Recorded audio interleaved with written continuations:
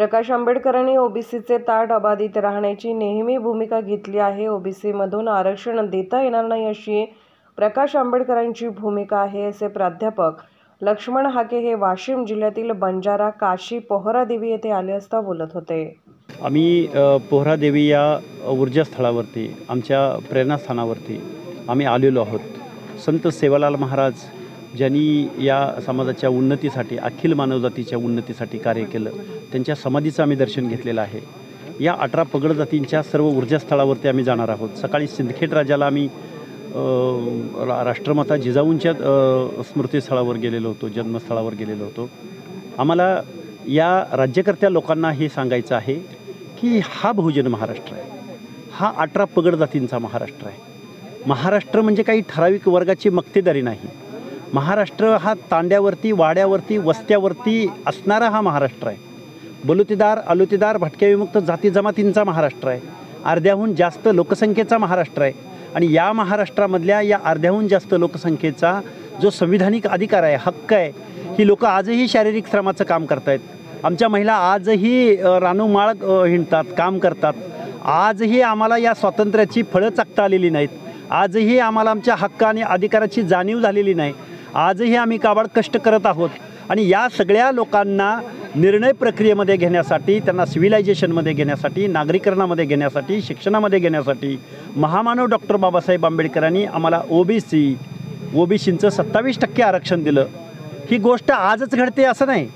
देशाला स्वातंत्र्य मिळालं, घटना अंमलात येत होती, त्यावेळी 340व्या कलमामध्ये ओबीसींना आरक्षण देणारे बाबासाहेब, 341-42मध्ये ST SCला आरक्षण देणारे बाबासाहेब, या 340व्या कलमाची अंमलबजावणी या देशातली लोक करत नाहीत. म्हणून डॉक्टर बाबासाहेबांनी आपल्या कायदेमंत्रीपदाचा राजीनामा दिला. माझ्या या ज्ञाती समाज बांधवांना, 18 पगड जातीच्या लोकांना, सर्व संत महंतांना, सगळ्या लोकांना आमची कळकळीची विनंती आहे, आपल्या पुढच्या पिढ्यांना जर आपल्याला काही आपले हक्क अधिकार अबाधित ठेवायचे असतील तर तुम्ही या लढ्यामध्ये उतरलं पाहिजे. आपल्या दैवतांचा आपण आशीर्वाद घेतला पाहिजे. आपला इतिहास मोठा आहे, आपली परंपरा मोठी आहे. पोहरादेवीमध्ये आल्यानंतर पोहरादेवीमधला हा मेसेज फक्त महाराष्ट्रापुरता राहत नाही, हा संपूर्ण भारत देशामध्ये जातो. कारण माझा बंजारा समाज हा फक्त महाराष्ट्रापुरता नाही, तर अख्ख्या भारत देशामध्ये माझा बंजारा समाज आहे. आणि या म्हणून तीर्थक्षेत्रावरती आम्ही, खरं तर मी आणि माझे सहकारी नवनाथाबा वाघमारे, आम्ही 9-10 दिवसाचं उपोषण केलं. 4 दिवस आम्ही जालन्यामध्ये उपचार घेतले. उपचार घेतल्यानंतरसुद्धा उपचार घेत असताना त्या हॉस्पिटलमध्ये हजारो लोक तिथं येत होती. म्हणून आम्ही या तीर्थक्षेत्रावरती जावं, ऊर्जा घ्यावी. जात येत असताना आधीमध्ये जेवढी गावं आहेत तिथं सर्व या लोकांना एकत्रित यावं, संबोधित करावं, आपल्या हक्क अधिकारावर बोलावं, म्हणून आम्ही आज पोहरादेवीला आलेलो आहोत. आणि आम्हाला इथं आल्यानंतर इथल्या सर्व संत महंत मंडळींनी, इथल्या सर्व नेतृत्वानी आमचं उत्स्फूर्त असं स्वागत केलं आहे. त्यांचं आम्ही मानावं तेवढं आभार कमी आहेत. ही सगळी लोकं पुढं येत आहेत. सगळी लोकं पुढं येऊन 18 पगड जाती एकत्र. हे बघा, सन्माननीय बाळासाहेब आंबेडकरांनी नेहमी ओबीसीचं ताट हे अबाधित राहावं अशीच भूमिका घेतलेली आहे. कारण या ताटामधून तुम्हाला संविधानिकरित्या देता येणार नाही अशी माझ्या माहितीप्रमाणे बाळासाहेबांची नेहमीची भूमिका राहिलेली आहे. नाही बघा, सगळे आणि सोयरे, आतल्या माझ्या या विजय एनटीमधल्या बांधवांनाही माझं सांगणं आहे, सगळे आणि सोयरे. सगळे म्हणजे दुधाचे आणि रक्ताचे, सगळे या शब्दाची अशी व्याख्या आहे. आणि सोयरे म्हणजे लग्न झाल्यानंतर एकत्रित झालेले सोयरे.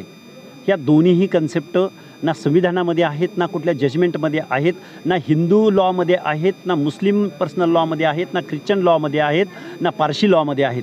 हा कन्सेप्ट आणला कुणी? बघा, 80% आम्ही बोगस नोंदींद्वारे आम्ही मराठ्यांना ओबीसीमध्ये घुसवलं आहे असं म्हणणारे जरांगे आता 20% लोकांना या सगळ्या सोयऱ्याचा अध्यादेश आणून आम्ही 100% मराठ्यांना ओबीसीमध्ये घुसवणार आहोत.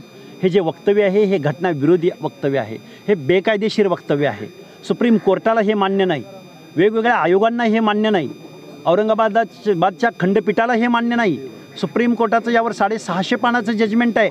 तेव्हा आमच्या 18 पगड जातीचं, ओबीसींचं, विजय एनटीचं हे आरक्षण, या आरक्षणामध्ये जर मराठा समाज घुसला तर आमचा हा बंजारा, आमचा हा वंजारी, आमचा हा धनगर, माळी, साळी, कोळी, गावगाड्यातला बलुता, अलुता, भटक्या विमुक्त जाती जमाती, अ प्रवर्गातली माणसं, ब प्रवर्गातली माणसं, क प्रवर्गातली माणसं, ड प्रवर्गातली माणसं, अरे प्रत्येकाची एक वेगळी स्पेसिफिक आयडेंटिटी आहे.